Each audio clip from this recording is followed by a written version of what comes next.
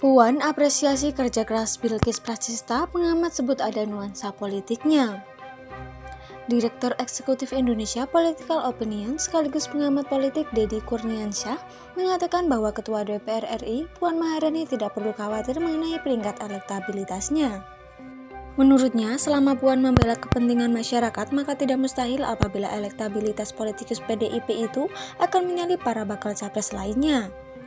Artinya, dalam setahun ke depan itu bukan tidak mungkin dengan ritme kerja yang disiplin begitu.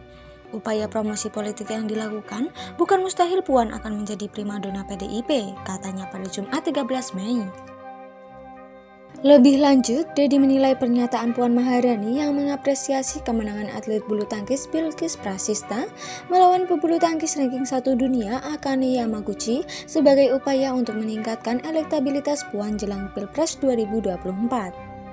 Apresiasi atas kerja keras yang disampaikan Puan itu menurutnya bermuatan pesan politik. Meski pesan itu sudah banyak dipahami oleh banyak orang, secara politik Puan ingin menyampaikan bahwa Bilkis menjadi motivasinya dalam menghadapi Pilpres 2024.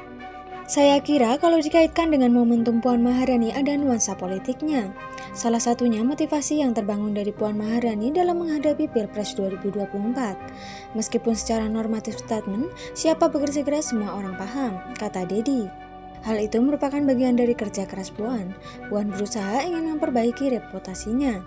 Kemudian diharapkan dapat meningkatkan popularitas sekaligus elektabilitas, ujarnya.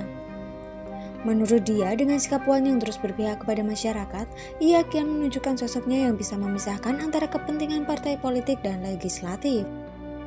Dari berbagai survei popularitas dan elektabilitas yang dilakukan lembaga survei, peringkat Puan memang jauh di bawah Ganjar Pranowo, Anies Baswedan, dan Ridwan Kamil. Akhir-akhir ini, bagaimana Puan yang menunjukkan sikap sebagai Ketua DPR yang tidak sungkan-sungkan untuk melakukan kritik kepada pemerintah maupun Ganjar Pranowo, ujarnya. Meskipun satu partai dengan Ganjar, kata Deddy, Puan mengkritik masalah wadas maupun masalah peningkatan kemiskinan di Jawa Tengah. Puan justru memperlihatkan situasi yang berbeda. Ada nuansa keberpihakan Puan terhadap publik, ucapnya.